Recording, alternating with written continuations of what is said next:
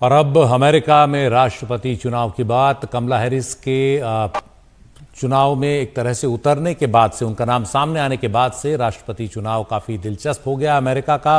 और अब Donald Trump जो रिपब्लिकन उम्मीदवार हैं, उन्हें कड़ी चुनौती मिल रही है। जो बाइडेन के पीछे हटने के 36 घंटे के अंदर ही कमला हैरिस ने डेमोक्रेटिक पार्टी से नॉमिनेशन के लिए बहुमत हासिल कर लिया है। अब एक तरह से उनके नाम पर सिर्फ मुहर लगनी बाकी है। इसके अलावा कई सर्वे भी अब हैरिस को काफी मजबूत बता रहे हैं इस रेस में। रॉयटर्स का जो सर्वे है उसमें रिपब्लिकन उम्मीदवार डोनाल्ड ट्रंप पर वो भारी पड़ती दिख रही हैं।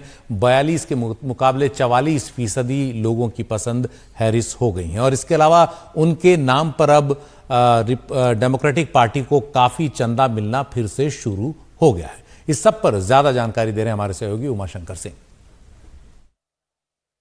अमेरिकी राष्ट्रपति चुनाव के मैदान से जो बाइडेन के हटने और कमला हैरिस के रेस में आने के बाद डेमोक्रेट्स के लिए खुशखबरी है। खुशखबरी ये है कि कमला हैरिस रिपब्लिकन उम्मीदवार डोनाल्ड ट्रंप पर भारी पड़ती नजर आ रही हैं।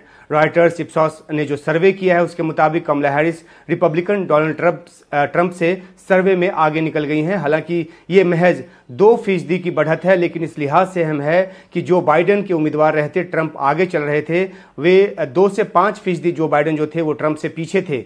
अब सर्वे में ट्रंप को जहां 42% की पसंद बताया गया है, वहीं कमला हैरिस 44% की पसंद बन गई हैं। ये 2% की बढ़त बेशक मामूली हो, बहुत बड़ी ना हो, लेकिन इससे कमला हैरिस के पक्ष में नैरेटिव बनाने में बड़ी मदद मिलेगी, ऐसा माना जा रहा है। हालांकि सर्वे में यह भी कहा गया है कि इसमें 3% तक की गलती की गुंजाइश है, यानी कि मार्जिन ऑफ एरर है, लेकिन ये ज्यादा मायने नहीं रखता, क्योंकि जो 2% की जो बढ़त है वो अब चर्चा का विषय बना हुआ है। हैरिस और ट्रंप को लेकर पहले भी सर्वे किए जा रहे थे, इस संभावना की वजह से कि जो बाइडेन मैदान से अगर हटे तो कमला हैरिस डोनाल्ड ट्रंप के मुकाबले कहां ठहरेंगी। और ऐसा ही एक सर्वे जो है 15-16 जुलाई को किया गया था, जिसमें हैरिस को और ट्रंप को दोनों को 44% वोट मिले थे, जबकि 1-2 जुलाई को, यानी कि तकरीबन 25 दिन पहले जो पोल किया गया था, 24 दिन पहले जो पोल किया गया था, उसमें ट्रंप कमला हैरिस से 1% से आगे थे। तो अब जो आगे थे वो पिछड़ गए हैं 2% से, और अब कमला हैरिस जो है वो इस तरह से आगे निकल गई हैं। जबकि जो बाइडेन जब मैदान में थे, तो जैसा कि मैंने बताया कि अलग अलग सर्वे जो थे, अलग अलग एजेंसियों के जो सर्वे थे, उसमें ट्रंप से वे 2 से 5% तक पीछे चल रहे थे। तो जाहिर सी बात है कि जो टीम ट्रंप है अब इस ताजा सर्वे को डाउन प्ले करने की कोशिश में जुट गया है।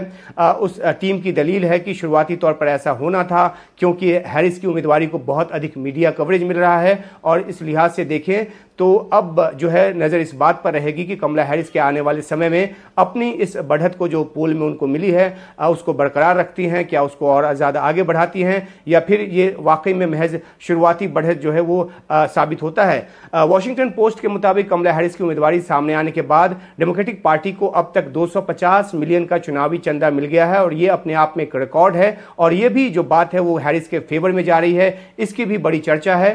कमला हैरिस ने अपनी उम्मीदवारी के लिए जरूरी डेलीगेट्स के समर्थन का जो दावा है वो कर चुकी हैं। CNN और AP के आकलन के मुताबिक भी हैरिस को आधिकारिक उम्मीदवारी के लिए 1976 डेलीगेट्स की जो जरूरत है वो उससे पार कर चुकी हैं, उससे ज्यादा डेलीगेट्स का समर्थन वो हासिल कर चुकी हैं। उनको इंडोर्स करने वाले डेमोक्रेटिक पार्टी के नेताओं की तादाद लगातार बढ़ती जा रही है, और उनके कैंपेन से जुड़ने वालों की तादाद भी जो है उसमें काफी इजाफा हुआ है।